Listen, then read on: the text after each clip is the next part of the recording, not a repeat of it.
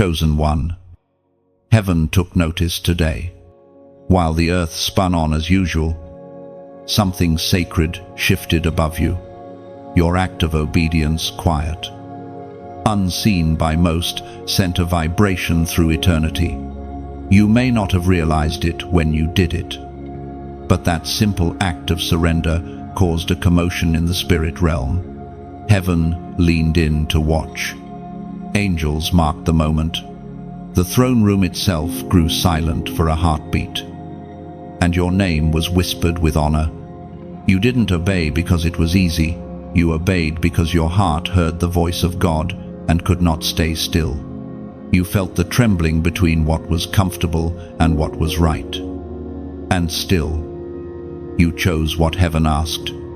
That kind of obedience shocks the spirit realm because it mirrors the obedience of Christ himself. It is rare. It is holy. It is weighty. When you obeyed, the spiritual atmosphere around you shifted. The resistance you felt was not coincidence, it was confirmation. Darkness tried to make you hesitate because it knew what would happen the moment you said yes. When you surrendered, shackles that had bound generations began to weaken. There are battles your ancestors never overcame that you just ended through obedience. Heaven recorded it. Hell resented it. The Spirit rejoiced. Understand this. Chosen one, obedience is not weakness, it is warfare. Every yes to God is a declaration of war against fear, pride, and rebellion. That is why today heaven calls you victorious. Not because you shouted, but because you submitted. Every tear you cried in secret became an offering. Every moment you felt unseen became proof of your loyalty. Heaven saw it all. The Spirit whispers now, you are trusted. When you act out of obedience, God can release through you what he could not release through many. There are promises that have been waiting, suspended in the spiritual realm, for the one who would finally obey, and today, that one is you. It may not look like a victory to the natural eye, but the supernatural realm has erupted in celebration. The forces of heaven have aligned around you. There is light breaking through spaces where darkness once ruled. What was locked is now shifting. What was delayed is beginning to flow. You obeyed, and obedience carries divine acceleration. Let the words of heaven fill your spirit. You have stepped into the threshold of transformation. The same way Abraham left everything familiar when God called. You too have left behind your comfort for covenant. And just like Abraham, you will not be disappointed. The Spirit reminds you through the writings of David in Psalms, chapter 37, verse 23. The steps of a good man are ordered by the Lord, and he delights in his way. Hear this again, heaven delights in your steps. Every time you chose righteousness over recognition, the Lord smiled upon you. You are not walking blindly, you are walking in divine sequence. Even the delays you feared were part of the design to lead you here. Now, chosen one, do not let the weight of obedience discourage you. You are not losing, you are investing. Every yes you give deposits favor into your future. Every surrender sets the stage for the supernatural to unfold. You will see it soon. Doors that once refused to open will yield at your approach. Conversations, opportunities, and alignments will begin to flow effortlessly because obedience commands provision. Heaven says you have crossed a threshold that few reach. Many hear God but stop short of obedience. You, however, followed through. You demonstrated love through action. You proved that God could trust your heart beyond emotion. Take a deep breath and know you are in the center of divine attention. Heaven watches over you, not as a distant observer, but as a proud father admiring his child's courage. The fragrance of your obedience has filled his courts, and angels are being dispatched even now in response to what you released. Pause for a moment. Feel that quiet presence around you. That's the confirmation of heaven. That peace is not ordinary. It's the signature of God upon your obedience. Do not second-guess yourself now. The same Spirit who guided you to obey will guide you to the next step. Beloved, your act of obedience has drawn heaven closer to your life. You have proven that you are not a casual believer, but a covenant keeper. Stand tall, not in pride, but in holy confidence. The mark of obedience is upon you, and nothing can erase it. If this word ignites your spirit, honor what heaven has done today. Like, share, and comment 777 below as a sign that you choose continued obedience. And if you have not yet joined this divine movement, subscribe now so you never miss the voice that keeps shaping your destiny. Heaven is watching. Chosen one.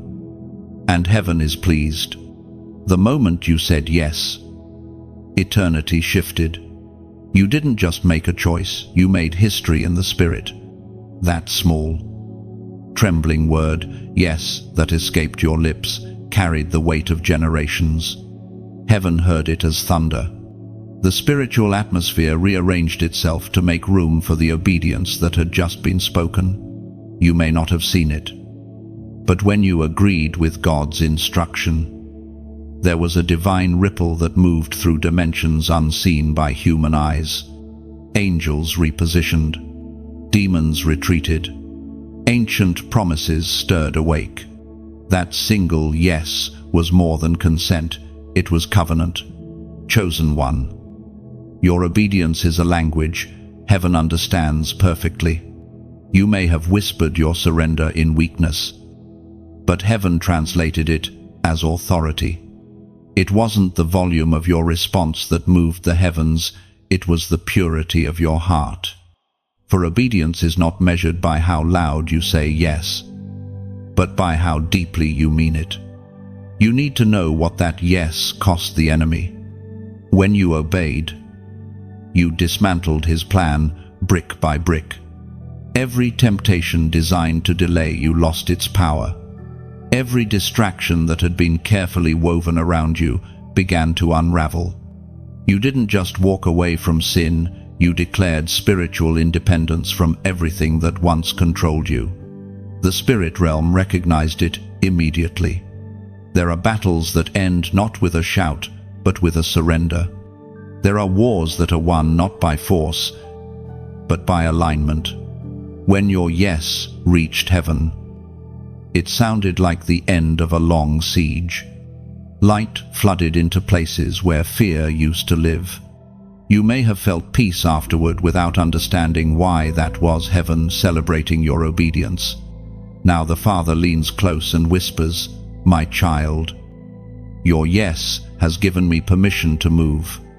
God, the creator of galaxies, waits for your agreement because he will not violate your will. Your obedience unlocks his omnipotence on your behalf. You have just partnered with eternity. Every story of faith began with a yes. Noah said yes to the ark when the world mocked him. Abraham said yes to leaving everything familiar. Mary said yes to carrying the impossible. And you, yes, you have joined that lineage of obedience. You carry the same spiritual DNA as those who changed the world by one act of surrender. Do you realize what happens when heaven finds someone who won't resist its instruction? Portals open, territories shift, generations are affected. Your yes today is rewriting history for those who will come after you. Children you haven't met yet will walk in freedom because of what you obeyed now. You broke something ancient, and you birthed something eternal. There will be moments when you question if it mattered, when doubt whispers that your obedience went unnoticed. But heaven's record is precise. Every yes is documented. Every tear of surrender is counted. You have deposited something into eternity that will never decay. The Spirit confirms this truth through the writings of the Apostle in 1 Samuel, chapter 15, verse 22. To obey is better than sacrifice. To heed is better than the fat of rams.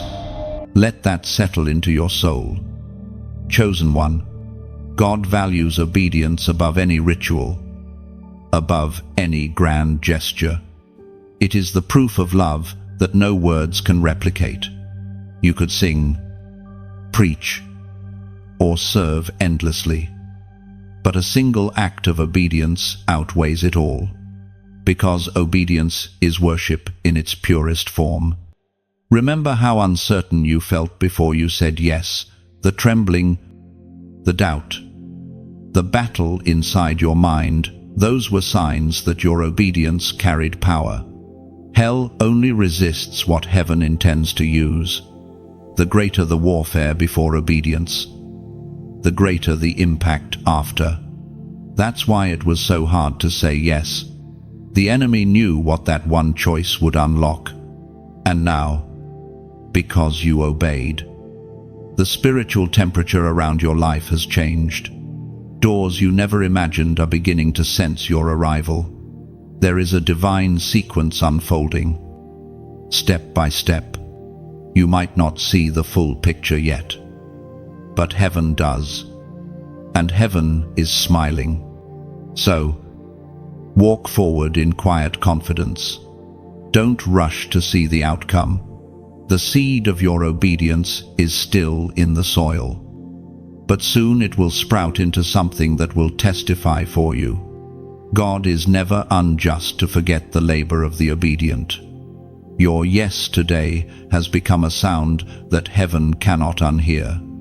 It will echo until it brings forth every promise attached to it. Let your heart rest. You don't have to strive for what your obedience already secured. Heaven has recorded your yes.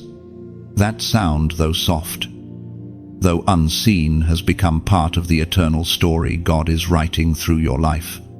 And from this day forward, the spirit realm recognizes you not as one who merely listens, but as one who obeys. Angels stood still in awe. The moment your obedience was complete, the atmosphere of heaven shifted from silence to reverence. Every being that serves the throne felt the vibration of what you released. They are accustomed to watching miracles, but what they saw in you today was something different, pure, unwavering obedience, born not out of fear, but out of love. Chosen one, you may think of angels as distant, magnificent beings who operate in realms far beyond you. Yet, in this very moment, they watched you. They observed how you stood firm when the test grew heavy, how you whispered, "Yes, Lord," even as your voice trembled. They watched, because obedience of that kind draws heaven's attention more than glory itself. Angels cannot comprehend grace the way you do. They've never needed forgiveness. But when they saw your obedience rise from brokenness, they bowed in awe. The spirit realm is drawn to purity. When your heart aligned with heaven, the light that came forth from you was so radiant that it silenced the movements of angels. Obedience releases a spiritual frequency they recognize as holy. Every act of surrender shines brighter than gold, and the hosts of heaven celebrate that brilliance. There are angels assigned to your life, warriors who stand ready to move at the sound of your obedience. The moment you said yes, they received new orders. What once stood still is now in motion because your obedience activated divine timing. Every delay is being revisited. every closed door reassessed. For heaven has witnessed your faithfulness and has chosen to respond. Chosen one, do not underestimate what you carry. Angels move by command, but they are moved with wonder when a mortal like you obeys freely. You, made of dust and breath, chose heaven over the world. You turned your back on what was easy for the sake of what was eternal, and for that, the realm of glory stood still. Understand something sacred. Obedience carries a sound that reaches the courts of God faster than any prayer. There are countless words uttered before heaven daily, but few carry the fragrance of surrender. Yours did. That's why everything around you feels different. It's because heaven is shifting its weight in your favor. You didn't obey to be seen, yet heaven saw you. You didn't yield to be rewarded, yet reward is now chasing you. For in the kingdom of God, obedience never ends in emptiness. There is always multiplication after surrender. Do you remember how your heart pounded before you took that step of obedience, that moment when you almost turned back? When logic screamed and fear whispered, that was the war between realms. Every hesitation you felt was proof of how powerful your yes would become. Angels felt the tremor. Darkness felt the defeat. You crossed an invisible line, and nothing can pull you back. The Spirit speaks softly now. You are not just a follower, you are a vessel. Obedience has redefined your identity. What once seemed ordinary in you has now become sacred ground. Heaven no longer sees you as a wandering soul, but as a partner in divine will.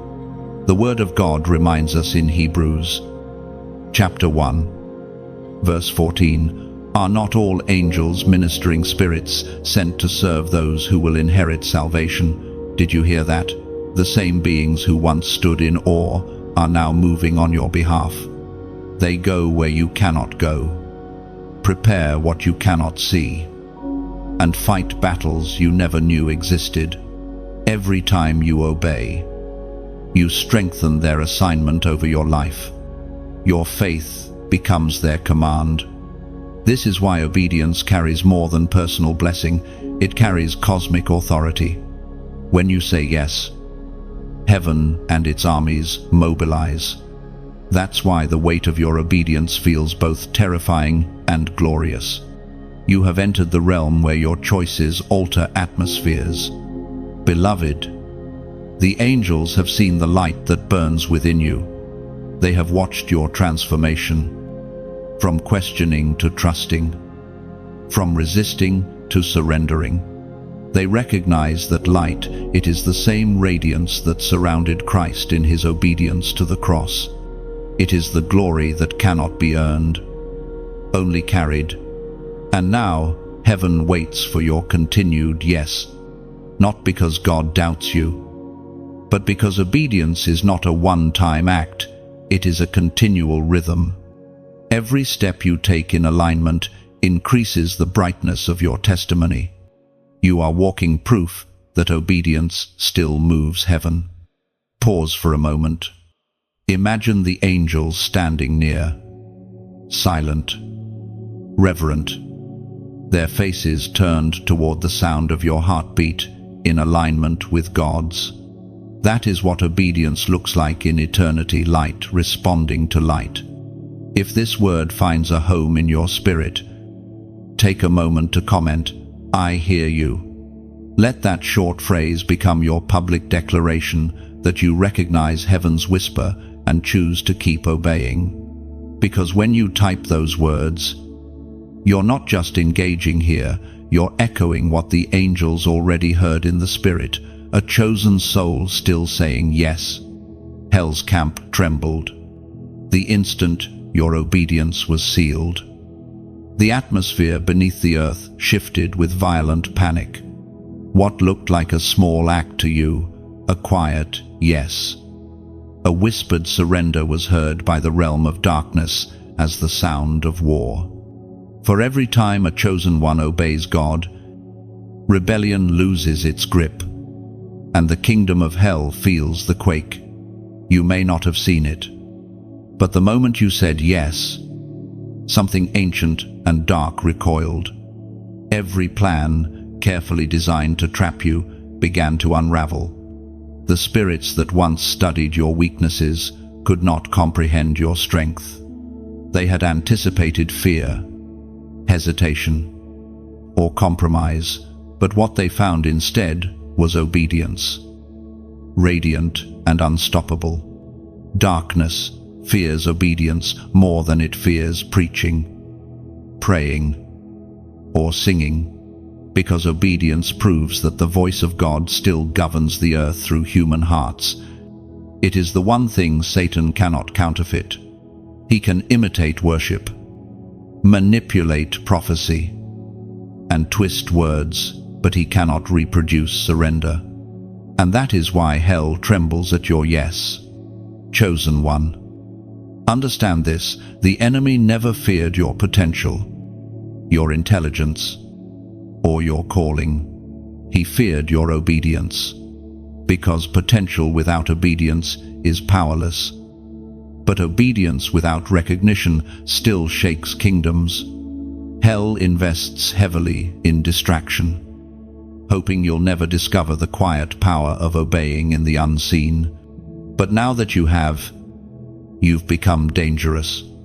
Think back to that moment when everything in you wanted to delay, when you felt resistance rising like a wall. That was not coincidence, that was warfare. The devil does not fight those who are neutral. He fights those who move toward alignment. Every voice that tried to confuse you was an echo from a defeated camp, desperate to keep you bound. But you obeyed anyway, and that broke something ancient. Now, because of that obedience, the atmosphere around you is cleared. The enemy can no longer predict your movements because you're walking by divine instruction. You have stepped out of the cycle of manipulation and entered the flow of revelation. What once worked against you will no longer work. The demons assigned to monitor your patterns have lost access because your obedience shifted you into a higher realm. The Spirit wants you to know when you obeyed, you were not just fighting for yourself. You were breaking chains for others connected to you, family lines, generations, and souls you may never meet. Hell trembles because one person's obedience can set entire bloodlines free. You just dismantled something that enslaved many. It is no accident that temptation grew heavier before your breakthrough. The closer you came to obedience, the louder the enemy became. That's the mark of deliverance approaching. Every threat, every doubt, every whisper of "you can't do this" was evidence that you were seconds away from victory. Hell always roars loudest before it loses control. The Spirit of God declares through the ancient record in James, chapter 4, verse 7, "Submit yourselves therefore to God. Resist the devil, and he will flee from you." This is not just advice, it is divine law. When you submit, hell must retreat. When you obey, darkness forfeits territory. You didn't just resist, you forced an evacuation in the unseen. That is why you feel lighter now, because the pressure that once sat over you has been lifted. Look closely at your recent battles. The emotional attacks, the confusion, the unexpected fatigue, all of it was hell's attempt to shake your resolve. But instead of collapsing, you surrendered, and that surrender became a sword in your spirit. It cut through the cords that once held you back. Do not be surprised if old patterns try to resurface. They are echoes, not resurrections. They have no power except the attention you give them. The enemy will test the boundaries of your new obedience. But remember, you are no longer standing in the same territory. You are on consecrated ground now. guarded by the authority of your yes. Chosen one. Hell trembles because obedience is contagious. Others will watch your life and sense a divine difference. They will feel conviction rise within them without you saying a word. That's how spiritual authority works. It radiates.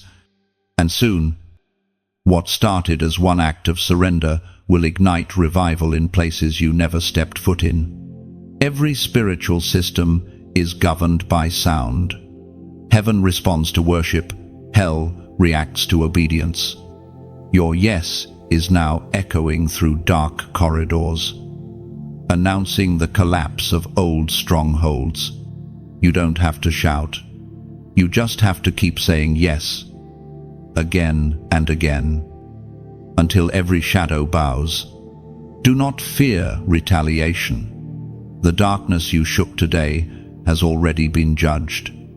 You are not fighting for victory, you are enforcing it. Stand tall, not in arrogance, but in divine awareness. You carry light, and light never apologizes for shining. So let peace rest on you tonight. The trembling in the spirit world is not a threat to you, it's evidence of your victory. The powers that once mocked you now know your name. Not in mockery, but in dread. For you have proven what they always feared.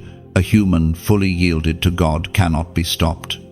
Your sacrifice released sound, not the sound of words, not the sound of applause, but the deep, resonant vibration of obedience that only heaven can interpret.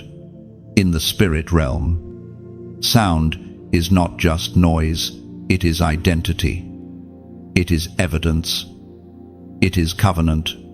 When you obeyed and sacrificed what you could not afford to lose, a divine frequency went forth.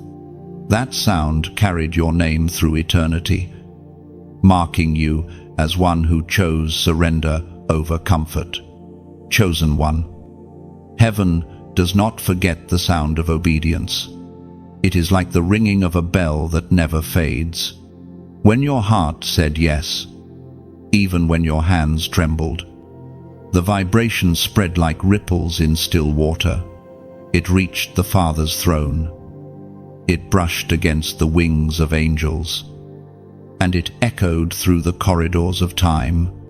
That sound cannot be silenced now. It speaks for you. Even when you are silent, sacrifice always sings. It may sing in tears, in loss, or in letting go, but its melody rises higher than human understanding. Some sacrifices you made will not be fully seen by those around you, but heaven has heard every note, every sigh, every heartbeat that whispered, "Still, I'll obey." You may have felt like something was dying inside you, but in truth, something greater was being born. Think of it like the breaking of a seed. The seed does not bloom until it cracks. The soil is dark, cold, and quiet, but within that breaking, life begins. Your obedience was the cracking moment. Your sacrifice was the seed. And now, even though you don't see it yet, roots are spreading in unseen places.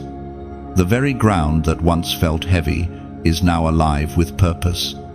The Spirit reminds us through the writings in John, chapter 12, verse 24. Unless a grain of wheat falls into the ground and dies, it remains alone. But if it dies, it produces much grain. What you released in obedience did not die in vain. It multiplied in the Spirit.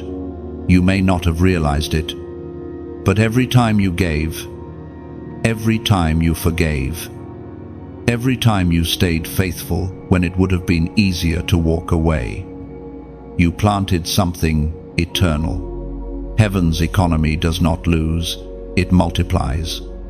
Your sacrifice made room for miracles. It made space where pride once lived, where fear once whispered, where doubt once nested. That space is now the altar upon which God will place His glory. You have become both the offering and the altar, and the flame of His presence rests upon you. This is the rhythm of divine exchange. You let go, and heaven releases.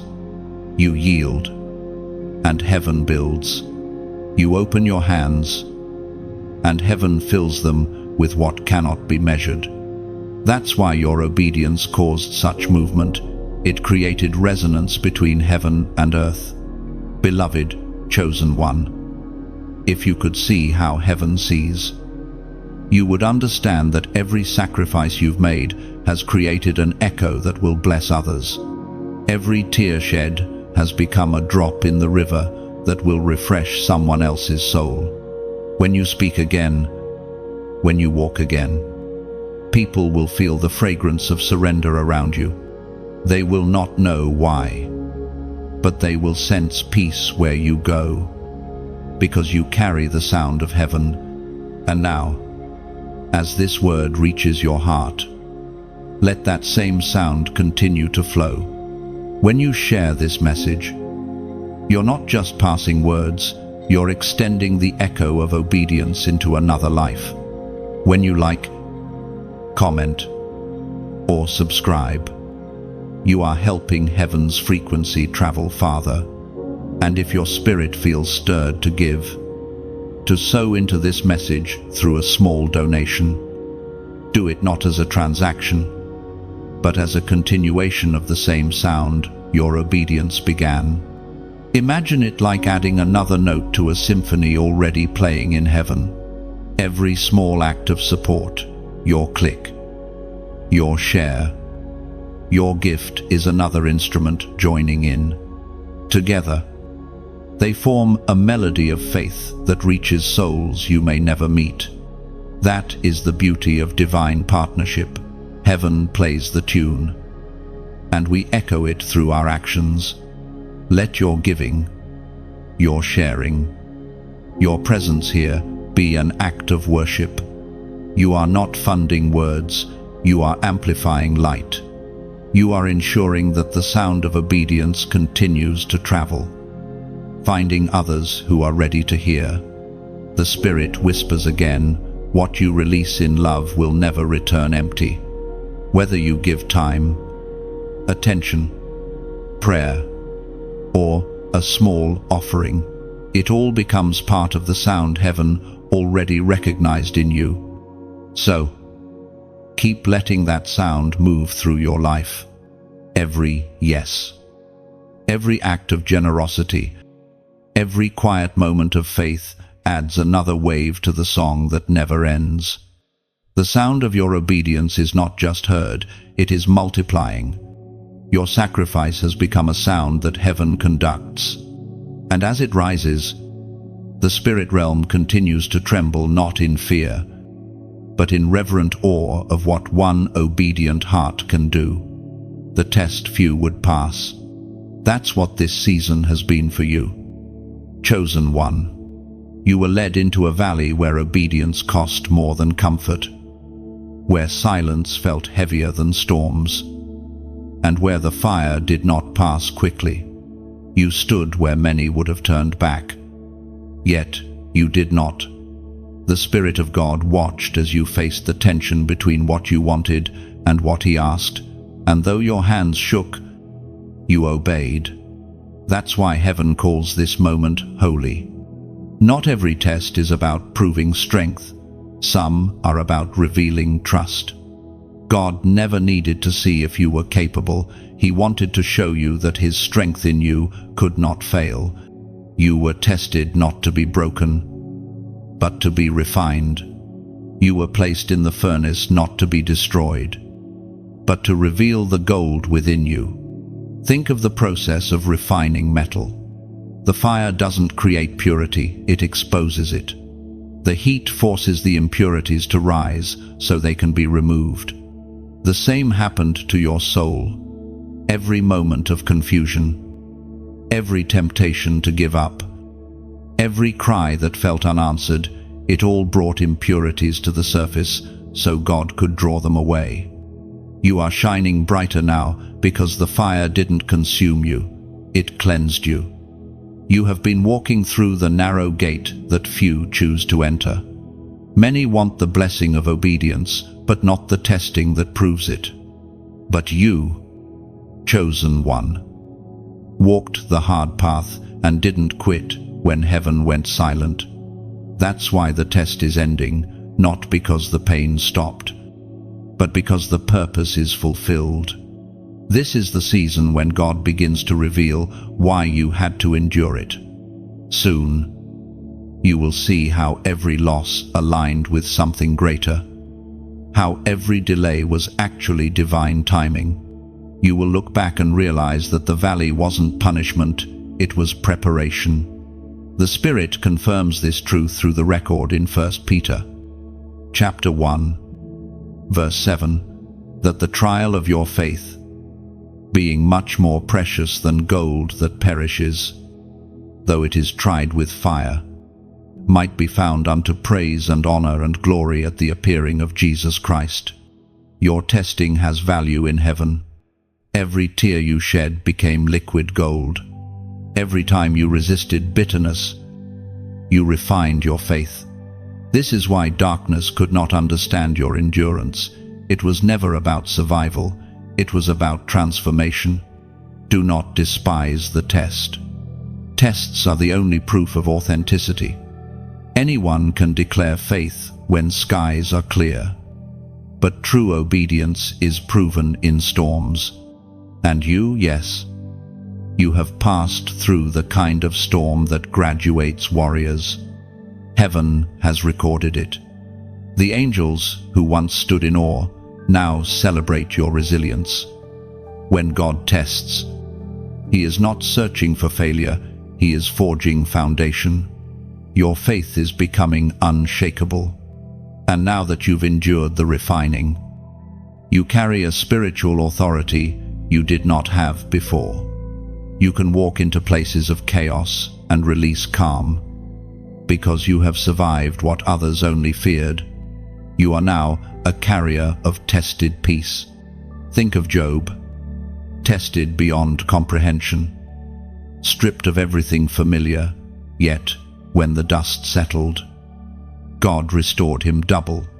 The same God who restored Job is breathing over your ashes now. You may not see it yet, but beauty is forming where pain once lived. You have been asking, Lord, when will this end? And heaven answers today. It ends when you realize it was never meant to destroy you. The test ends when you understand that you already passed it by staying faithful. You didn't have to win, you only had to remain. You did, and heaven noticed. Now, a shift begins. The fire that once burned you will soon illuminate your path. The same ground that held your tears will now bear fruit. The test does not define you, the obedience within it does. You have proven trustworthy, and that trust is now the key to your next season. Let your heart rest. You are exiting the valley not as a survivor, but as a vessel filled with wisdom, compassion, and strength. The Lord Himself calls you refined silver, purified gold. Your scars will speak more powerfully than your victories ever could, because they tell a story of endurance wrapped in grace. So take this moment, chosen one, and mark it. This is the day heaven declares your testing complete. The pages of your story are turning, and the ink of endurance is still fresh. You have come out of the fire radiant, not ruined. If this word stirs something deep within your spirit, if you can feel the truth of it echoing through your bones, type 888 inches, the comments below. That number symbolizes new beginnings. And that is exactly what is unfolding for you now. Let it be your prophetic act of agreement with heaven's declaration: the test is finished, and the refining has produced glory. The divine exchange begins. It is happening even now. quietly, invisibly, yet undeniably real. Chosen one. When you obeyed, something sacred was set in motion, an exchange between heaven and earth.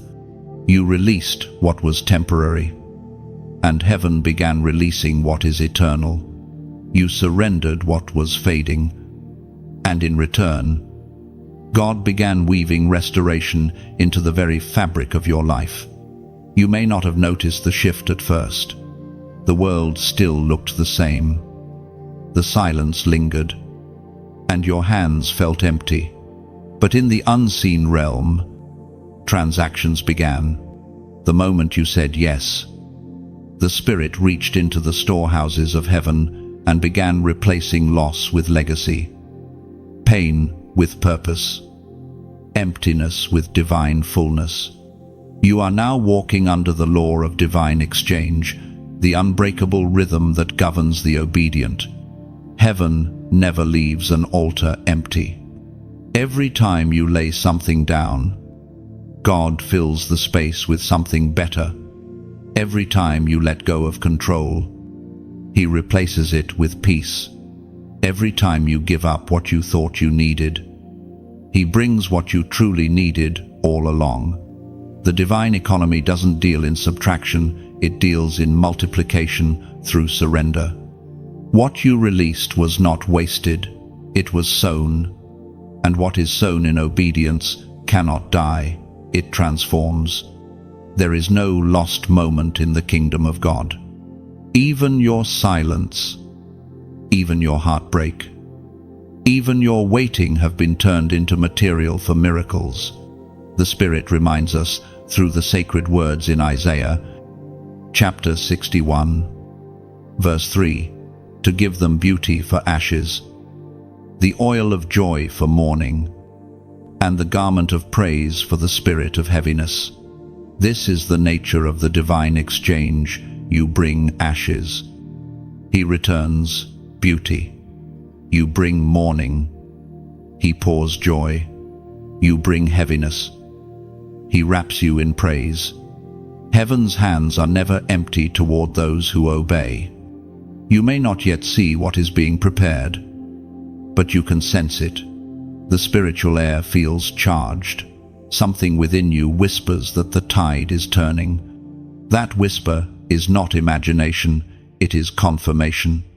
Heaven is orchestrating alignments beyond your sight. The people, opportunities, and blessings that fit your new level of obedience are being gathered toward you.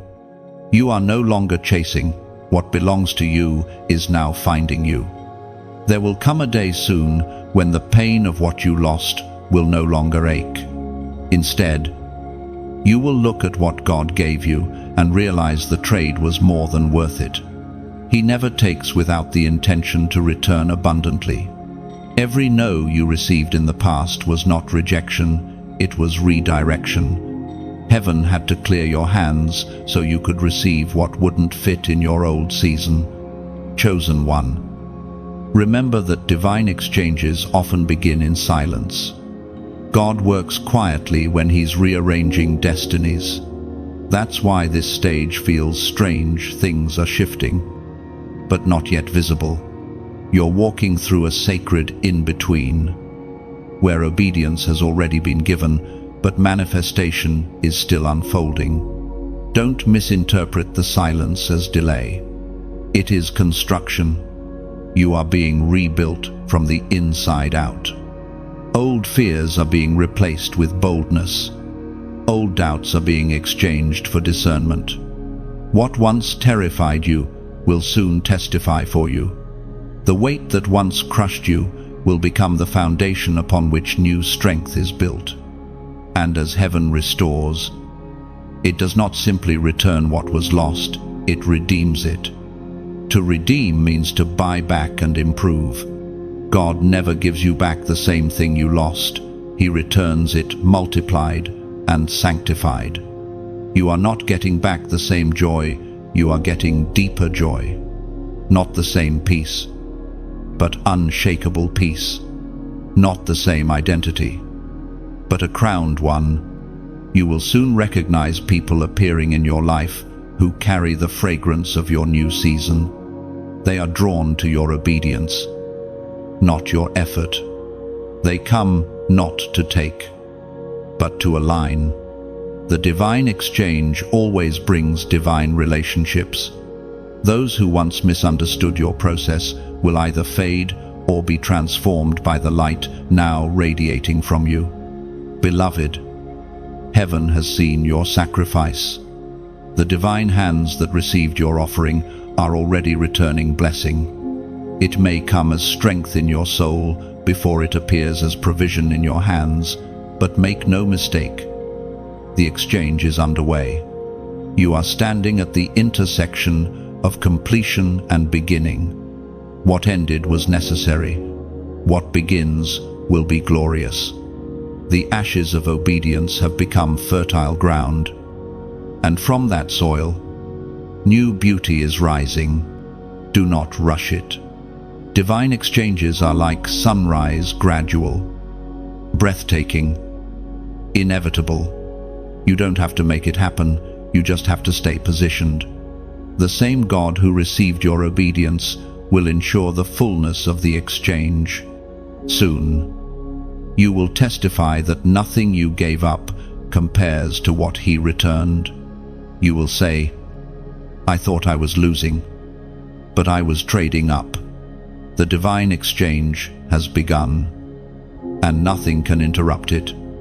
Hidden doors now open. You have walked through seasons where nothing moved, where prayers seemed to vanish into silence, where effort bore no fruit. It wasn't because God ignored you, it was because the keys you carried didn't fit the locks meant for your next level. But now, because of your obedience, the locks have changed. Heaven has placed new keys in your hands. Doors that refused to open before are beginning to respond to your touch.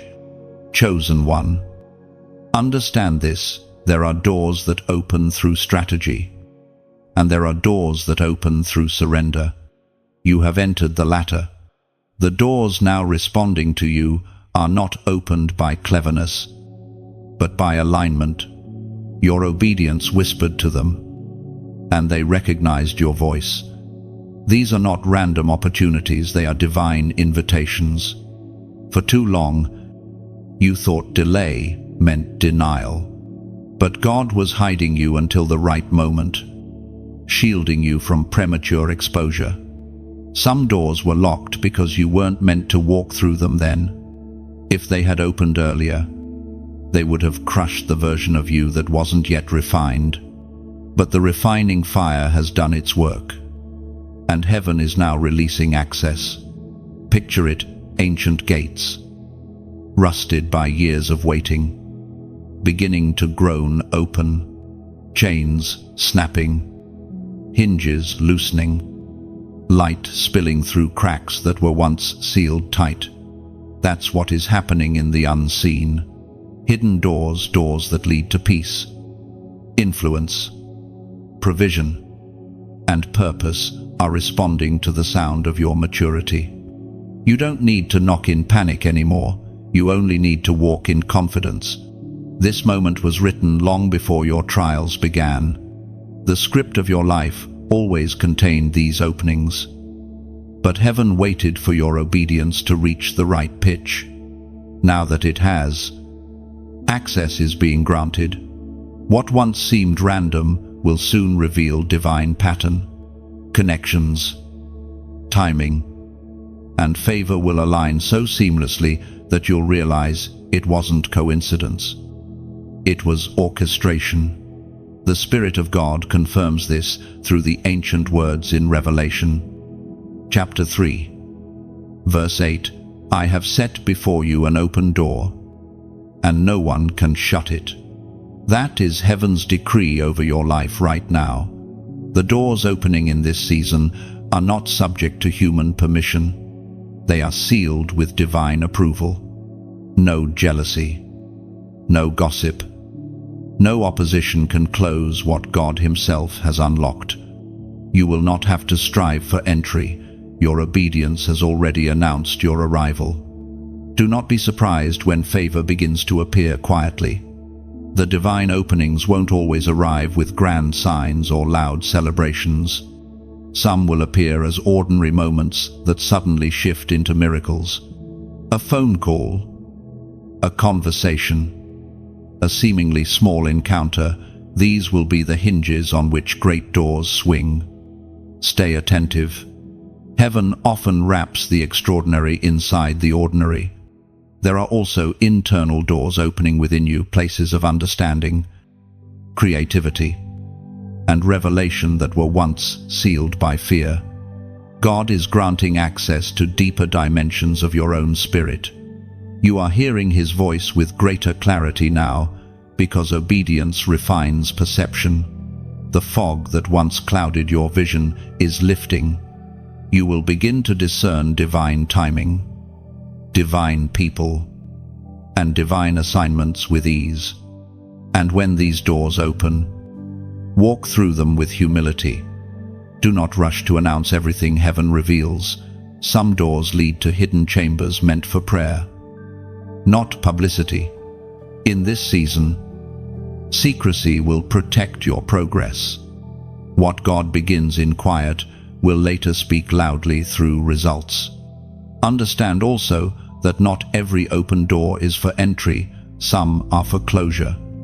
Heaven is granting you the authority to shut what no longer aligns. When an old relationship, habit, or opportunity resurfaces, discern whether it is revival or distraction. God gives you keys not just to open, but to lock. True authority lies in knowing which is which. The doors opening for you now will not lead to confusion, they will lead to convergence. Paths that once diverged will now meet. Skills, lessons, and scars will all find their purpose in the new spaces you enter. Nothing from your past will be wasted. Every detour was preparation for these corridors of destiny. Chosen one, walk softly but boldly. The realm of the Spirit has recognized your readiness. Every hidden gate that concealed your next chapter is unlocking one by one. You do not need to force entry. The doors are opening because you are now the person heaven built them for. And when you step through, remember this truth. What opened through obedience must be sustained by humility. Continue to move in quiet confidence. And the same God who unlocked these doors will keep them open until their purpose is fulfilled. The season of knocking is over. The sound of unlocking has begun. When night falls and sleep refuses to come, your mind begins to wander through thoughts that don't belong to the ordinary world. Dreams stir. Images flash. You wake with words echoing in your spirit, messages you didn't invent. Don't ignore them. Chosen one. When God is about to give you something big, He often begins by visiting your dreams and visions. Heaven speaks in symbols when the world is too loud to listen. There is something sacred about the hours when the world sleeps. The noise fades, the masks drop, and your soul becomes still enough for heaven's whisper. That's why you've been waking at strange times, seeing patterns that won't leave your mind. Your spirit is more awake than your body realizes. God is speaking in the language of night because your destiny is too important to miss. Sometimes these dreams are vivid, filled with faces, colors, and scenes that linger after sunrise. Other times, they are fragments, feelings more than words, impressions more than images. You might not understand them immediately, but don't dismiss them. Every divine dream carries a seed of revelation. Heaven often hides instruction inside imagery. Knowing your heart will seek meaning until wisdom unfolds. Throughout Scripture, God has always used dreams to guide His chosen. He warned Joseph in Egypt, directed Daniel in Babylon, and revealed to the wise men which path to take. The language of heaven hasn't changed, only our attention has. You are not imagining these night visitations. They are God's way of awakening your prophetic sight. But not every dream is divine. Some come from worry, others from weariness. That's why discernment is vital. A true dream from God carries peace even when it carries warning. It stirs conviction, not confusion. It leaves your spirit full, not frightened. When the Holy Spirit speaks, the message bears light that lingers long after the dream ends. The prophet Joel once declared in Joel, chapter 2, verse 28, "I will pour out my spirit on all people. Sons and daughters will prophesy. Old men dream dreams."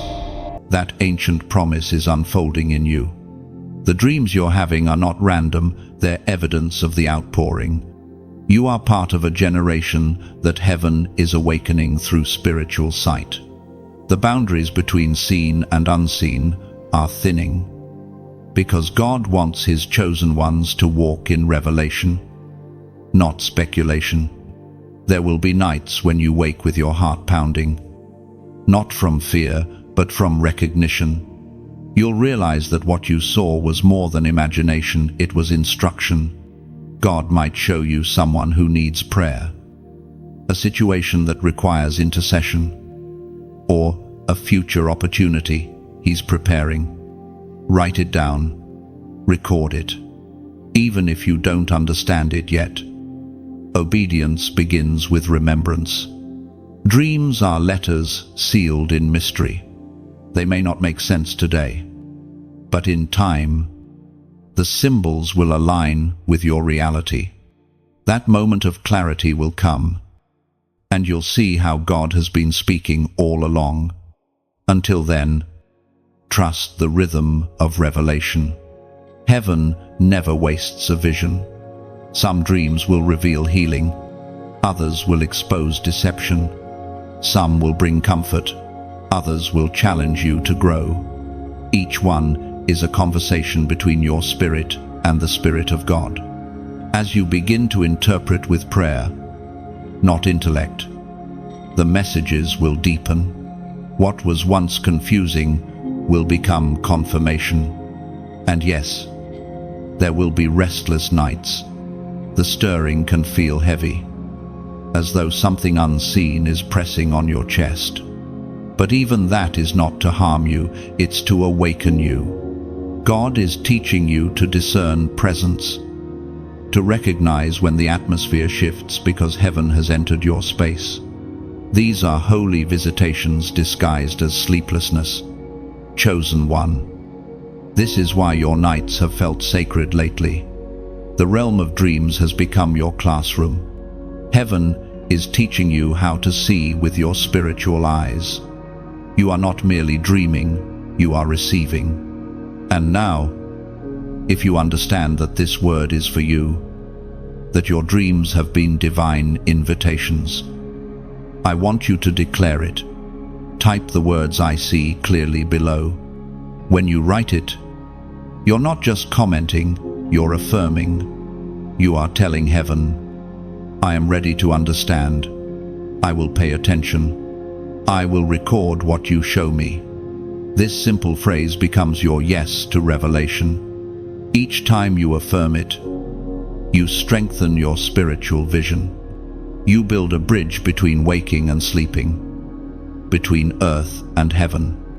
And as you continue to walk in awareness, you'll find that your days start to reflect what you saw in your nights. Because dreams are not just messages, they are previews. They show you what God is preparing long before it arrives. So stay sensitive, stay awake, and honor the language of heaven. The night will no longer be a place of confusion for you, but a sanctuary of divine conversation. Your obedience becomes a weapon, not of steel or flame, but of spirit, quiet, radiant, precise. You didn't realize it when you obeyed. But every yes you whispered became an arrow in heaven's arsenal. Every surrender became a shield forged in faith. What you thought was weakness was actually divine warfare in disguise. The realm of darkness has no defense against obedience. It can resist noise, argue with pride, and mock ambition, but it cannot overcome a yielded heart. Chosen one, your obedience is not just a virtue, it is a strategy. The moment you obeyed, you stepped into a higher rank in the invisible army of God. You may not wear visible armor, but your spirit gleams with the light of one who has passed the test of submission. You fight not with force, but with faith. You conquer not through words, but through consistency. Think of David. He didn't defeat Goliath with strength, he defeated him with obedience. A simple stone, guided by divine aim, shattered what an army could not. Your obedience works the same way. Small, simple acts aimed by heaven strike down what generations before you could not move. There are victories being written right now because of your faithfulness. The prayers you prayed in secret have turned into movements in the Spirit. The patience you showed when others pressed for shortcuts has become your invisible armor. Every act of obedience is a sword sharpened by grace. The Spirit reminds us through the writings in 2 Corinthians, chapter 10, verse 4. The weapons of our warfare are not carnal, but mighty through God for pulling down strongholds. You are wielding invisible might, not through aggression, but through agreement. Your yes aligns heaven's power with your presence. When you walk into a room, the atmosphere knows it. Demonic interference recognizes an obedient vessel and withdraws. You carry peace that disarms conflict, truth that silences deception, and love that disintegrates hatred. Your obedience speaks even when you're silent. It's like standing on a battlefield with a calm authority that makes the enemy nervous. You don't have to shout. Your surrender already commands the room. This is what divine authority looks like, not control, but calm. Not intimidation, but influence. The world mistakes power for noise, but heaven knows true power moves quietly. Chosen one, your life has become a living sermon. You don't need to explain your faith to everyone. Your fruit will do the talking. The way you love, the way you forgive, the way you persist when others quit, these are your weapons. They strike with precision, not violence. When you forgive, you dismantle bitterness in the atmosphere. When you bless those who curse you, you pierce through darkness like lightning. Every act of obedience is warfare at the highest level, because it forces darkness to retreat without a fight. This is why the spirit realm trembles when you stay faithful. You've discovered what hell hoped you'd never realize, that submission is victory. And now, heaven invites you to continue spreading this power. Every time you share truth, every time you support the flow of God's word, you sharpen another weapon in the hands of grace. When you like, share, or subscribe, it isn't just social action, it's spiritual amplification. You're helping send light into screens that have hosted too much darkness. You're turning technology into a trumpet for truth.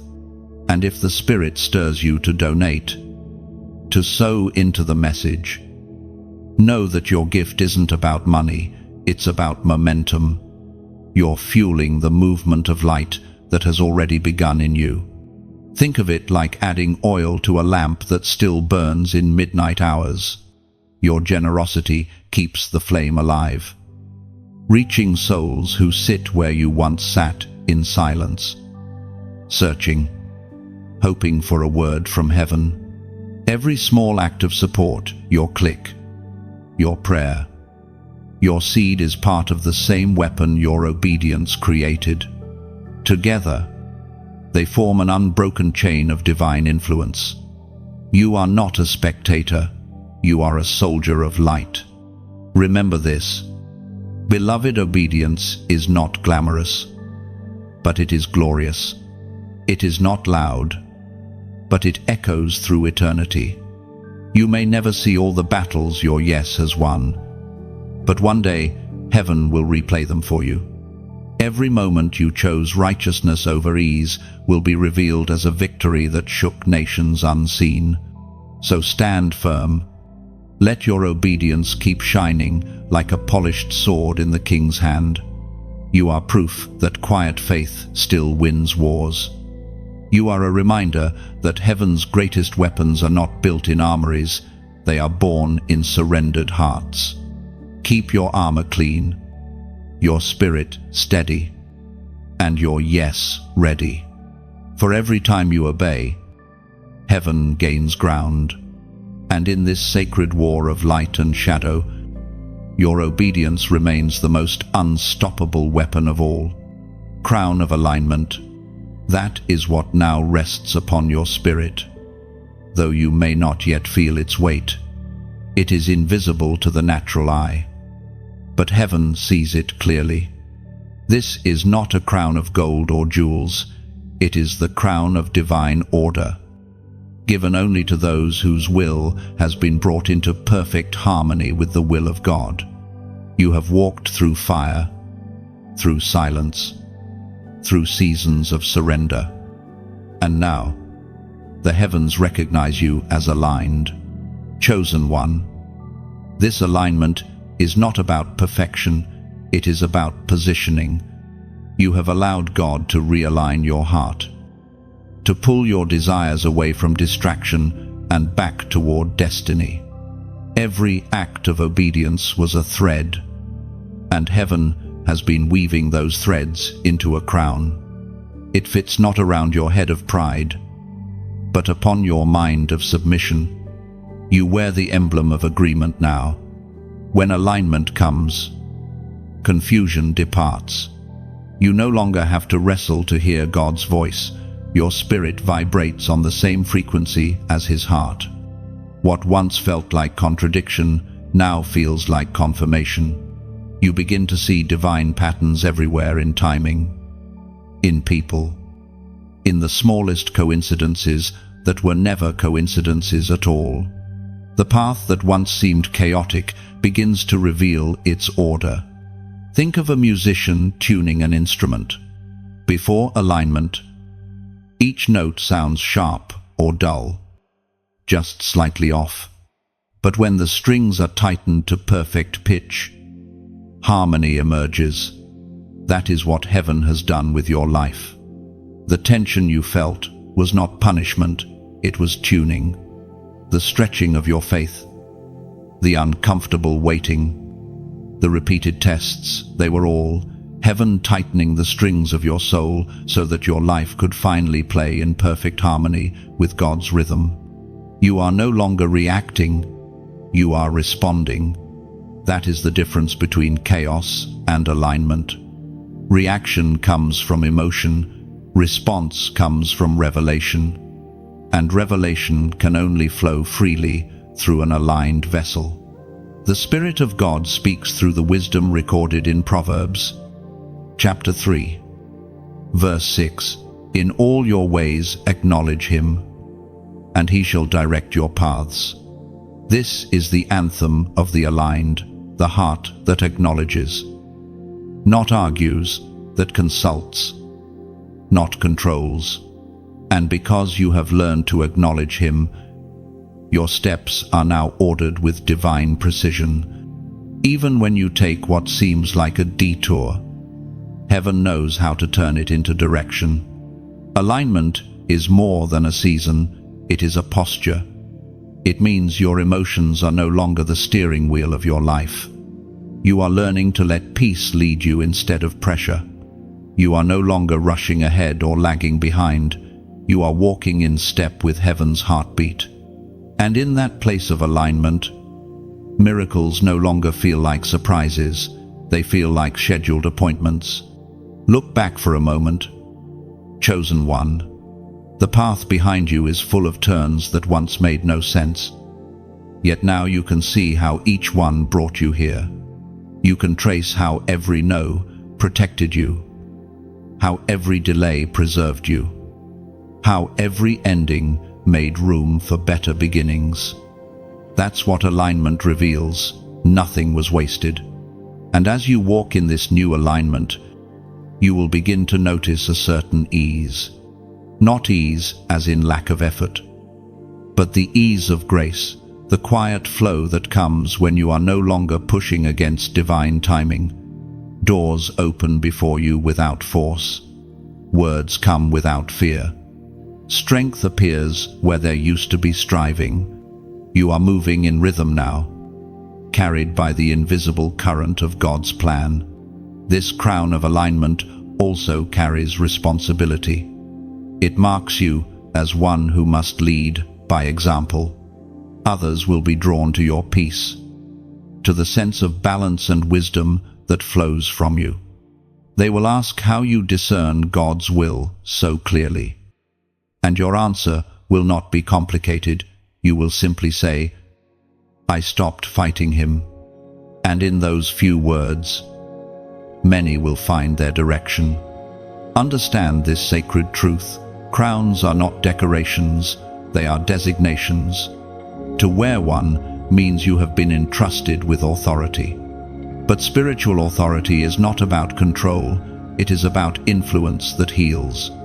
You now carry an atmosphere that brings order wherever you go. When you speak, confusion settles.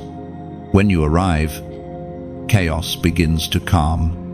You are a carrier of divine rhythm, and heaven uses you to tune the world around you.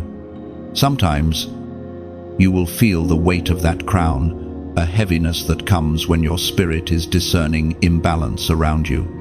Don't mistake that for burden. It is sensitivity.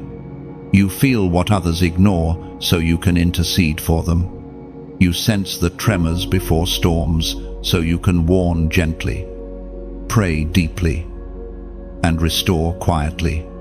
And yet, even with the crown, humility will be your protection. The more heaven entrusts to you, the lower you must bow. The glory that surrounds your obedience is not yours to keep, it flows through you. You are not the source, you are the channel. So, walk softly, but confidently. You are aligned now, crowned not for display, but for duty. Heaven sees you as a stabilizer in an unstable world. Your very presence carries the sound of balance, the melody of a life in tune with its maker. When the world trembles in confusion, you will stand steady. When others wander, you will know the way. Because alignment doesn't just bless you, it makes you a guide for others still finding their rhythm. Lift your head gently.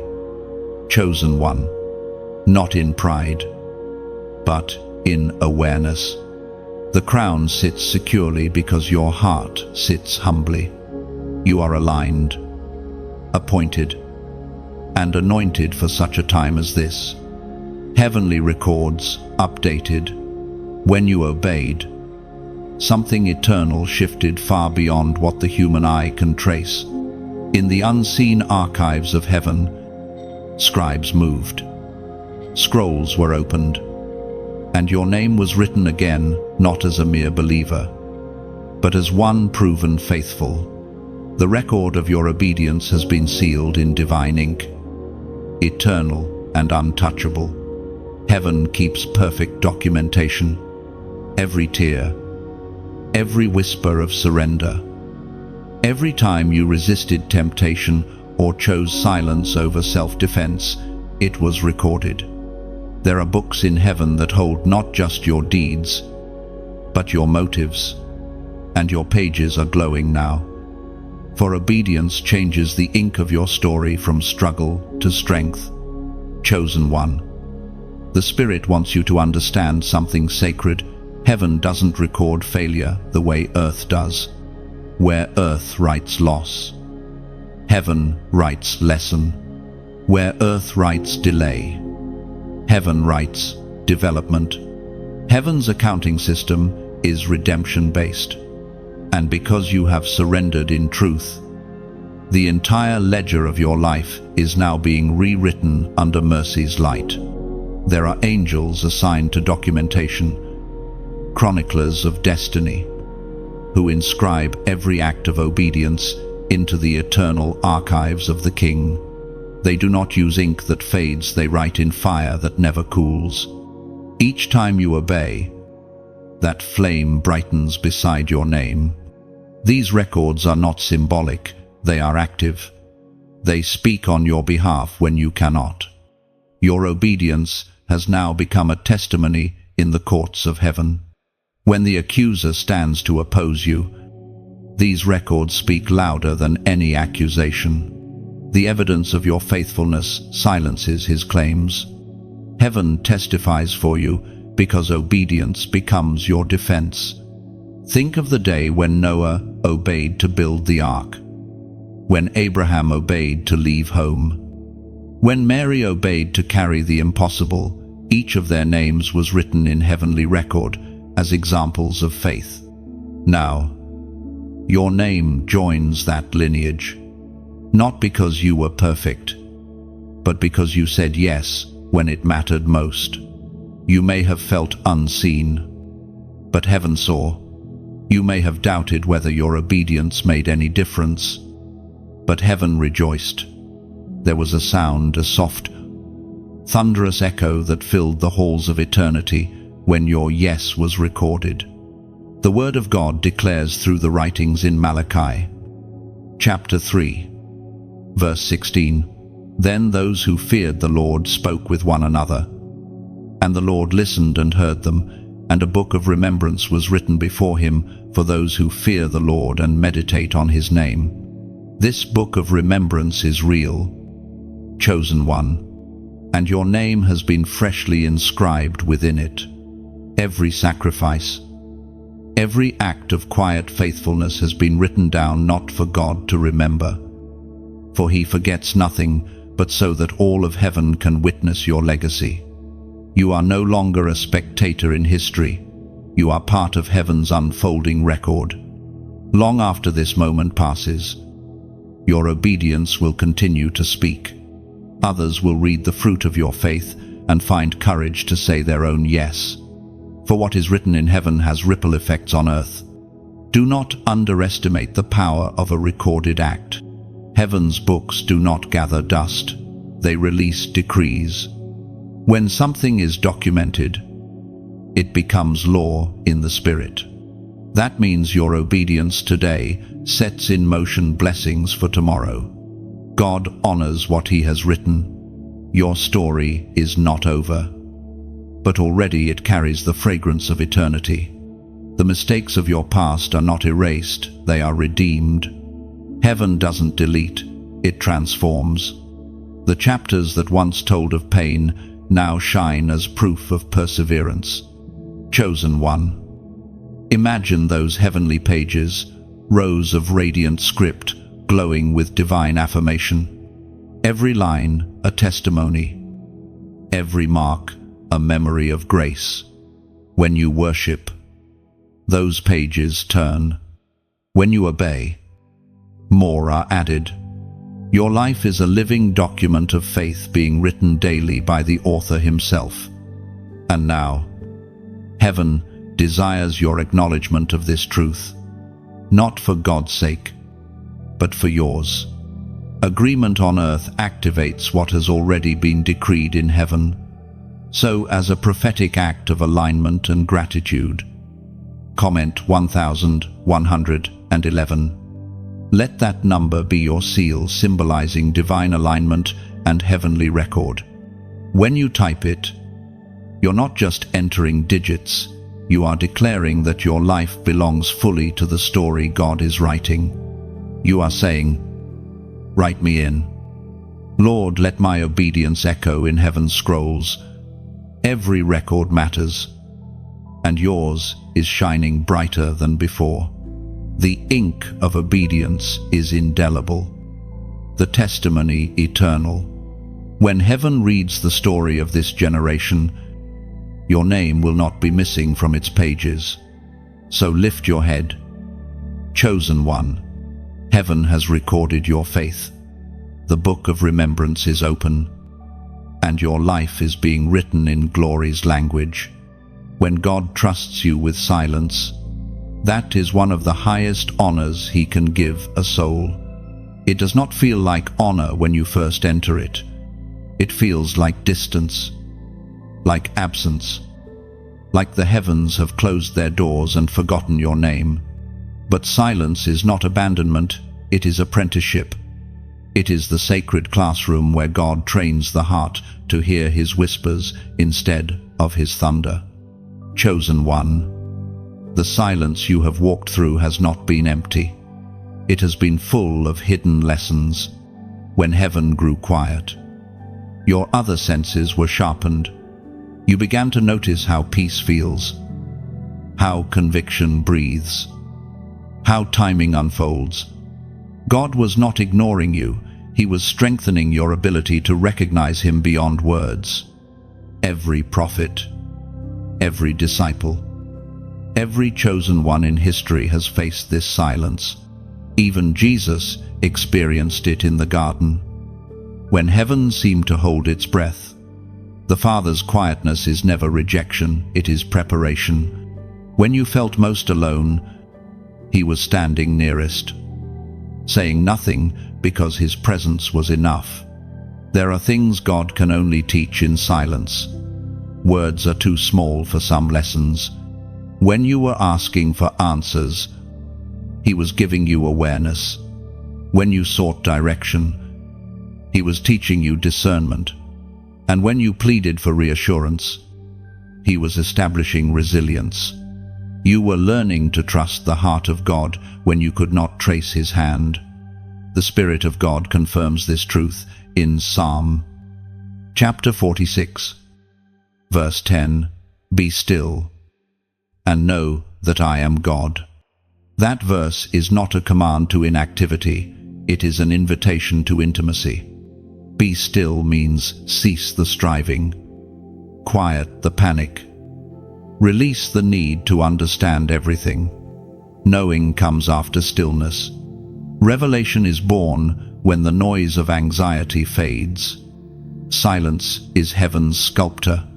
It carves away unnecessary words, motives, and distractions until only truth remains. You may not have realized it, but in those wordless nights and unanswered prayers, something inside you was taking shape, a deeper faith. One not built on constant reassurance, but on quiet conviction. You have been trained in the holy discipline of waiting without wavering. There were times you wondered if you had done something wrong, if your obedience had been overlooked. But the silence was not punishment, it was proof of trust. God only withholds His voice when He knows you have matured enough to walk by memory. The child constantly needs instruction. The soldier acts on training. You have reached the stage where heaven trusts you to move according to what has already been spoken. In silence, God was refining your hearing. The noise of human approval, the clutter of worldly advice, the echo of your own doubt, all of it had to fade so His tone could become unmistakable. Now, when He speaks again, you will know it's Him before the sentence is finished. The silence also rearranged your desires. What you once craved no longer stirs you. You used to chase signs and confirmation, but now you crave presence. You used to beg for outcomes, but now you ask for alignment. That shift is not small, it is the fruit of holy quiet. Silence breaks the dependence on miracles so that faith can stand on maturity. The Lord has trusted you with the same quiet He gives His closest friends. He no longer needs to prove Himself to you with noise, because your spirit already recognizes His nature. You have grown beyond needing constant affirmation. That is what trust looks like in heaven's language. And when the voice returns, and it will, you will hear it differently. The same words that once frightened you will now comfort you. The same promises that felt distant will now pulse with life. Because silence refines not only the hearing, but also the heart that listens. Chosen one, let peace rest upon you. You have not missed God's voice, you have mastered His quiet. You are not being ignored, you are being entrusted. The silence that once scared you has become your sanctuary. So, when heaven grows still again in future seasons, you will not panic. You will remember this silence is not the absence of God. It is the sound of His confidence in you. The quiet has shaped you. The stillness has crowned you. You have proven that you can be trusted with both the voice and the silence of heaven, and that is a depth of intimacy few ever reach. Your light now terrifies darkness. It is not arrogance to say it, it is recognition. The same obedience that humbled you has also made you radiant. You no longer carry borrowed light from others' faith or fleeting emotion. You carry light that was forged in obedience, refined in silence, and strengthened in testing. That kind of light cannot be imitated. It burns differently. It unsettles what is hidden. It exposes what has pretended to be truth. Chosen one, there is something different about you now. Darkness notices. The atmosphere feels you before you speak. Demonic forces that once toyed with your mind now keep their distance. Your presence has become a declaration. You walk into rooms and things unseen begin to rearrange. Not because you shout, not because you boast, but because heaven has branded you with purity. Light does not argue with darkness, it simply shines. And yet, that simple act causes an uproar in the unseen realm. You have become the embodiment of that principle. Your calm obedience, your quiet worship, your unshakable peace, they are all weapons of illumination. Where confusion once ruled, now clarity stands. Where fear used to thrive, faith has taken residence. The Word of God affirms this mystery in Matthew, chapter 5, verse 16. Let your light so shine before men, that they may see your good works and glorify your Father in heaven. This is more than instruction, it is revelation. The light you carry isn't for display, it's for direction. It points others home. It doesn't glorify you, it glorifies the one who trusted you with it. And though this light is divine, it will always cost you something. To shine means to burn. Every bright flame feeds on sacrifice. Think back to who you were before the refining began, how much effort it took to appear strong, how easily the opinions of others could dim your joy. Now, that dependency has died. You no longer need the world's validation. You no longer bend to the approval of crowds. You have discovered a different source, the inner flame that never fades because it was lit by God Himself. There is power in this kind of transformation. When darkness encounters a soul who has truly been with God, it trembles. Not because of status or eloquence, but because light exposes what it touches. Wherever you go now, exposure follows not to shame others, but to awaken them. People will find themselves remembering truth in your presence. They will feel convicted without you preaching a word. That is the authority of light. It does not need explanation to be effective. But light also attracts opposition. Not everyone will celebrate your brightness. Some will resent it because it reveals what they would rather keep hidden. Do not dim yourself to make others comfortable. Those who are meant to walk with you will learn to adjust to brilliance. Those who resist will fade into shadow on their own. Your task is not to manage their reaction, but to keep burning steadily. The flame within you is holy. It must be tended, not hidden. Guard it through prayer. Feed it with gratitude. Protect it with humility. Pride is the quickest wind to extinguish what heaven has ignited. Humility, however, keeps it pure and growing. You may find seasons where your light feels small, where weariness flickers at the edges of your faith. Do not fear that moment. It is only a reminder to return to the source. Even the sun sets for a time, yet dawn always follows. The same Spirit who lit your fire will breathe on it again and again until it becomes a beacon for many. Understand this deeply. Light does not seek attention. Attention seeks light. You do not have to announce what you carry. Darkness will recognize it first. When you step into an environment filled with chaos or hopelessness, you are not just entering, you are invading. The Spirit within you begins to shift the balance of power. That's what true authority looks like: quiet, consistent influence that cannot be resisted. And as your light grows, it will begin to call others out of shadow. Some will be drawn by curiosity, others by desperation, and a few by destiny. You will not even realize how many you have touched. But in eternity's books, your glow will be counted as rescue for countless souls who saw God through you. Chosen one, you are not just illuminated, you are illumination itself.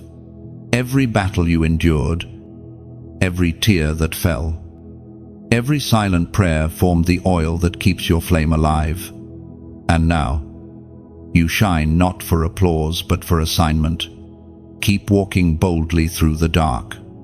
The shadows that once intimidated you are now terrified of you, for you carry the kind of light that cannot be dimmed, the kind that proves once and for all obedience, births brilliance.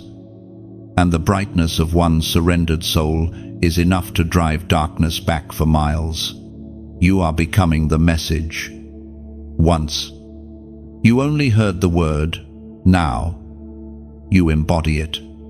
The transformation that began quietly in hidden places has turned you into living revelation. Heaven no longer needs to send external proof of God's reality. Your life has become that proof. Every scar tells a story. Every healed wound preaches a sermon. The way you walk, forgive, love, and endure now speaks louder than any voice could. You have become the evidence that obedience still works.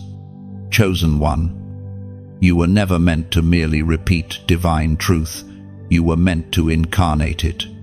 Words alone can be forgotten, but a living example cannot.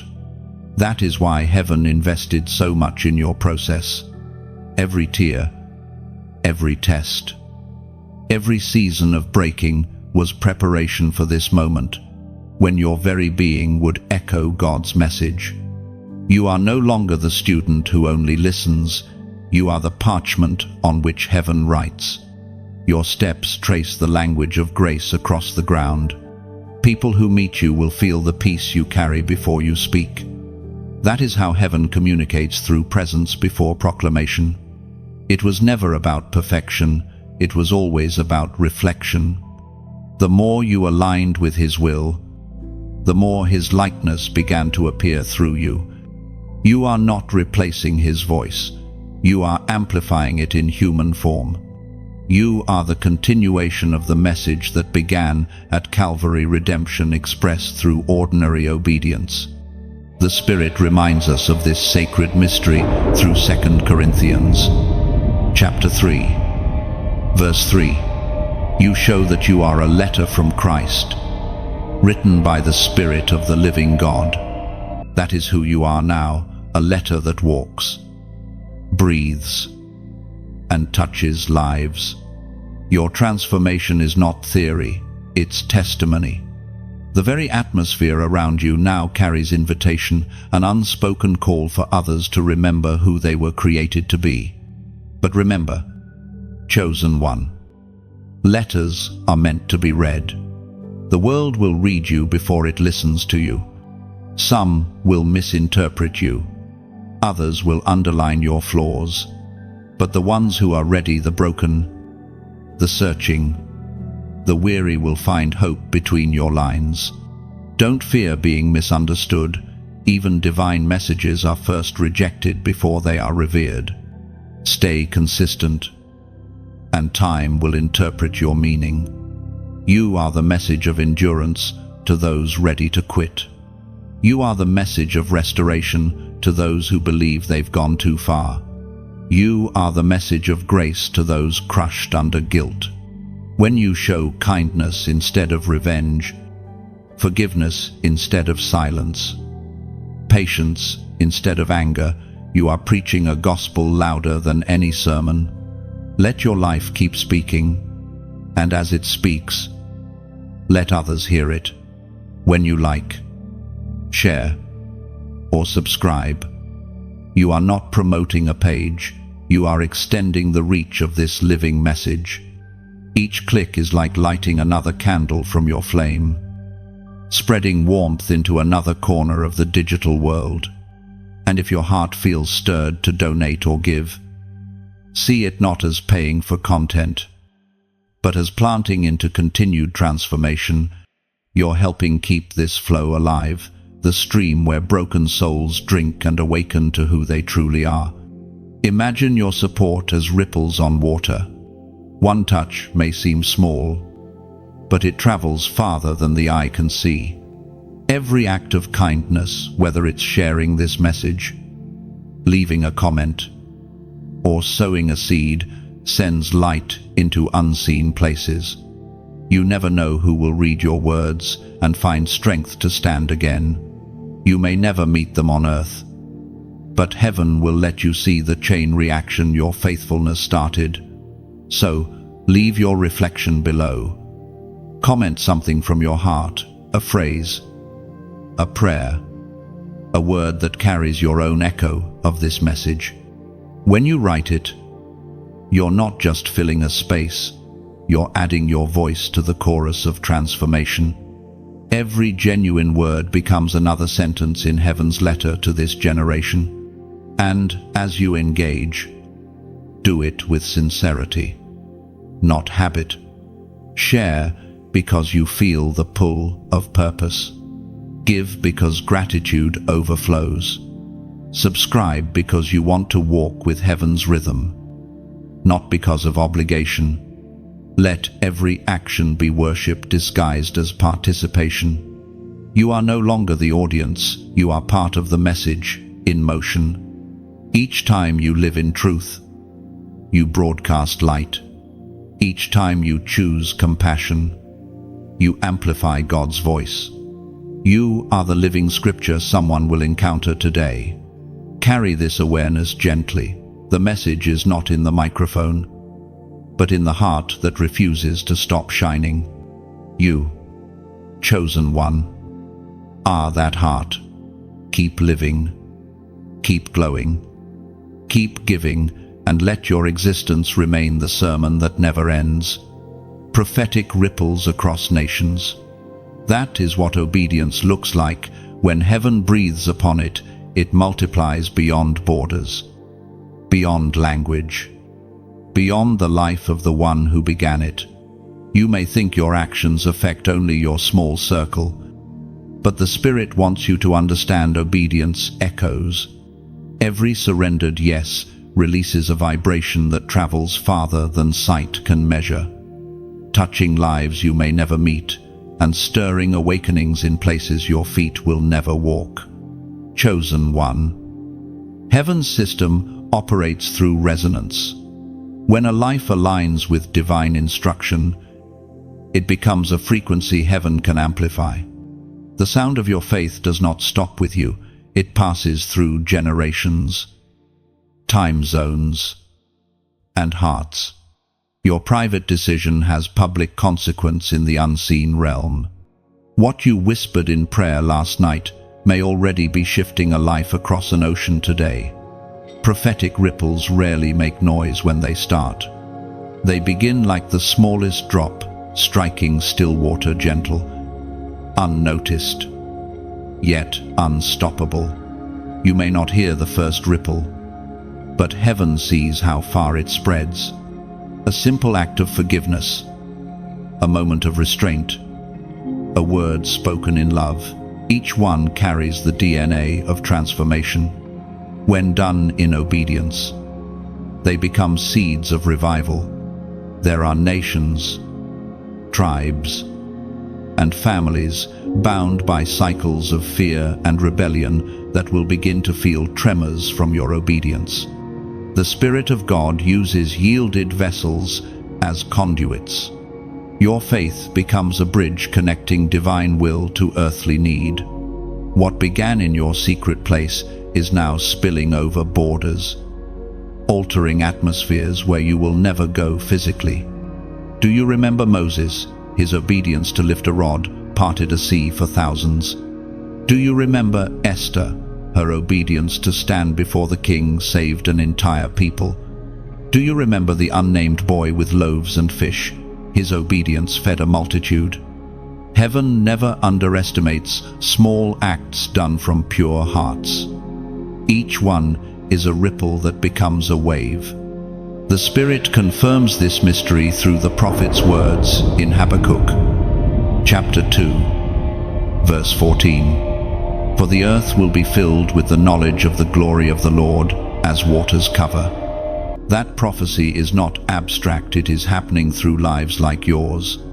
The knowledge of God's glory spreads not through grand events alone, but through faithful individuals who carry light into daily spaces. Every workplace, every conversation, every quiet act of compassion is another drop adding to the sea of His glory. You may not see the results now.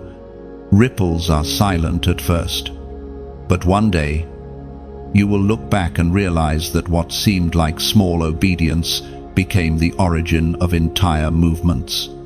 Someone somewhere will tell their story of transformation and not even know your name, but heaven will, because the ripple that reached them began when you said yes. This is the mathematics of the Spirit. One act of obedience can multiply infinitely. The natural mind cannot comprehend it because it counts what can be seen, while heaven counts what continues. God invests eternity into every obedient action, ensuring that its impact never ceases. Even now, unseen ripples are expanding. Your prayers are stirring prophets to speak. Your endurance is strengthening weary souls. Your transformation is inspiring those who thought change was impossible. The Spirit is weaving connections between your story and countless others until a tapestry of glory covers the nations. That is why you feel a sense of weight lately. It is not burden, but influence. Heaven trusts you to carry this expanding current with grace. The ripples will not overwhelm you. They will flow through you as long as humility remains your anchor. The moment pride tries to claim ownership, the current weakens. But when gratitude leads, the waves strengthen. So remain grounded in the awareness that this is God's doing. You are the vessel, not the source. You release. He amplifies. You obey. He multiplies. Your life has become part of a prophecy unfolding, one where the glory of the Lord spreads through human hearts until the earth itself hums with His presence. Chosen one. This is the fruit of faithfulness. Nations will never forget the impact of one surrendered life. You have joined the company of those whose obedience outlived their lifetime. Long after your voice grows silent, your ripple will continue to move, carrying the fragrance of heaven to shores you never dreamed existed. That is legacy, not wealth, not fame, but the eternal echo of a life that said yes. The marked ones rise.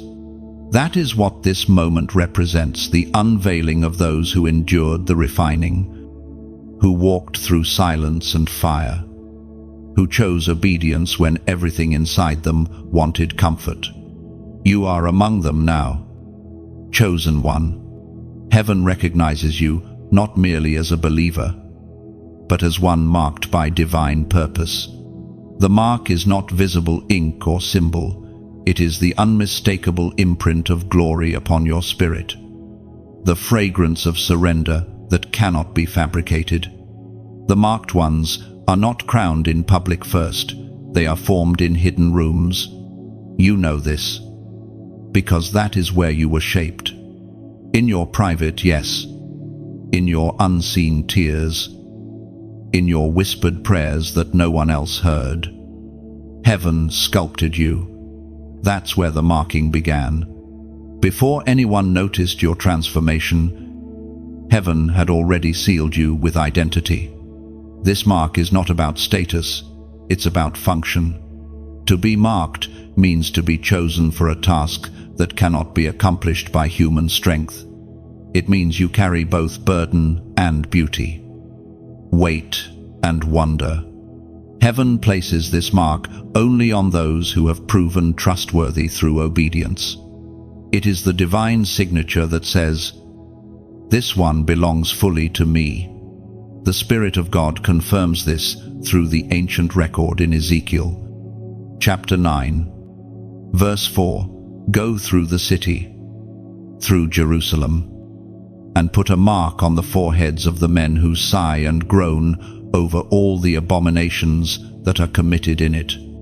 That mark, though given in vision, carries eternal meaning.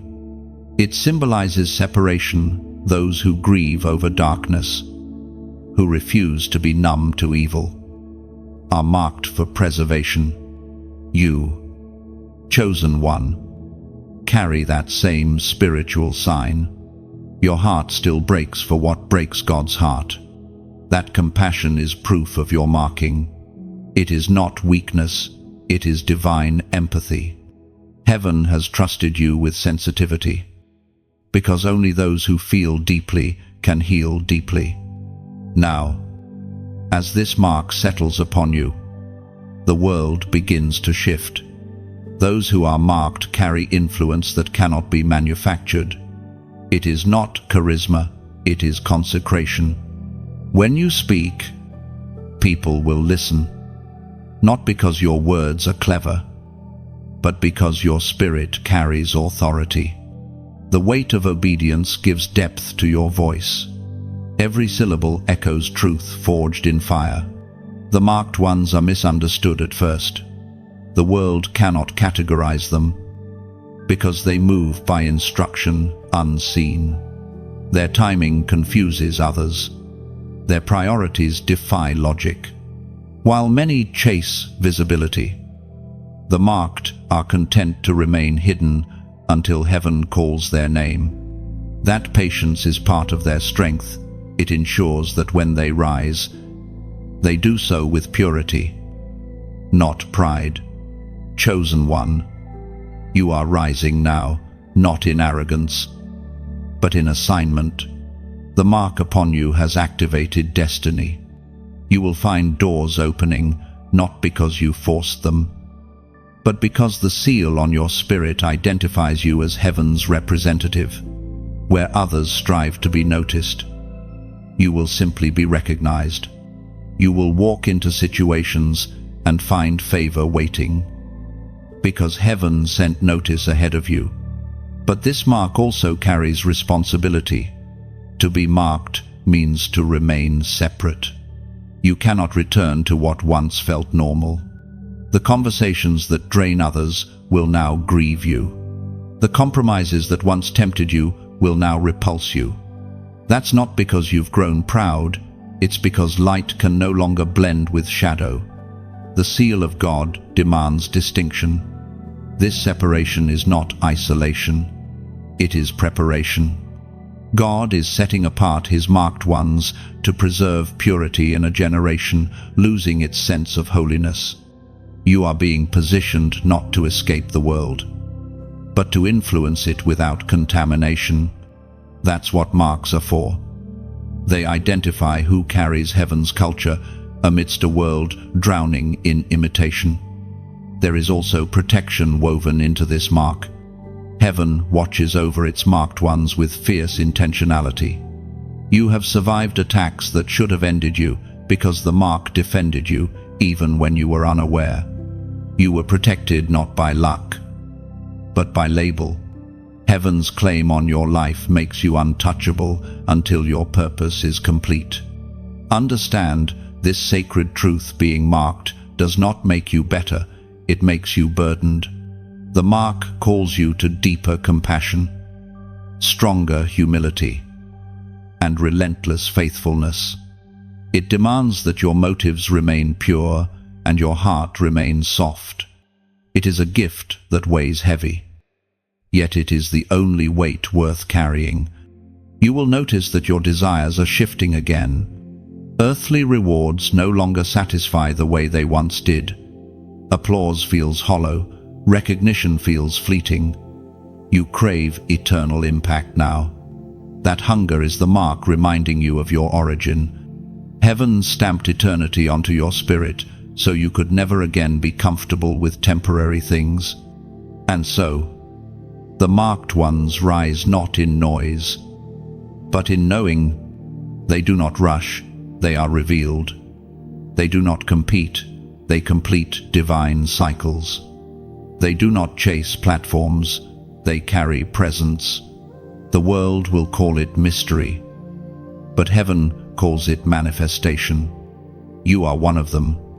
Your journey through obedience, silence, fire, and faith has led you here to this unveiling. The mark has become your identity. You no longer carry yesterday's fragrance, you carry eternity's scent. Heaven recognizes you instantly. From this moment forward, walk with the awareness that you are branded with purpose. The seal upon you cannot fade. Wherever you go, darkness will sense it first. Favor will respond to it, and angels will recognize it. The mark declares you untouchable by defeat and unstoppable by delay. Lift your eyes. Chosen one, you are not rising for yourself, but for every heart waiting in shadows for someone to remind them what divine purpose looks like. The marked ones are ascending, and their light will cover the earth like dawn after a long night. You have been marked by mercy, sealed by obedience, and crowned by grace. Heaven has called your name, and now the world will witness what happens when a surrendered soul becomes a living revelation. Chosen one. The journey has come full circle. From the first whisper of obedience to the fire, the silence, and the crown, you have walked through it all. Heaven has watched, recorded, and rejoiced. You are not who you were when this began. You are the message made flesh, the echo of divine purpose walking in human form. The realm of the Spirit recognizes you now as one who completed the passage of transformation. But the story doesn't end here. It continues in your every breath. The light you now carry was never meant to stay contained. Someone, somewhere, is waiting for the sound of your testimony, the warmth of your presence, the truth of your endurance. Every word you share, every reflection you offer, keeps the river of revelation flowing. If this message has spoken to your heart, let heaven hear your amen through your action. Like this message, as an act of gratitude for what God has done inside you. Share it as a seed, send it like a spark into another soul's darkness. Your simple click can become someone else's turning point. Take a moment to comment below. Not out of routine, but as a declaration. Write what this journey awakened in you, one line of truth, one phrase of gratitude, one word that feels alive. Every comment becomes another page in heaven's ongoing story of transformation. And if you have not yet joined this family of light, subscribe and walk with us. Let these words continue to meet you in the quiet hours, to strengthen you when faith feels thin. Together, we rise not as scattered sparks, but as one blazing constellation of the chosen, lighting every corner where despair once ruled. The call remains: live boldly, love deeply, shine freely. You are marked, anointed, and appointed. The heavens have spoken. Now let the earth see what obedience looks like when it becomes glory.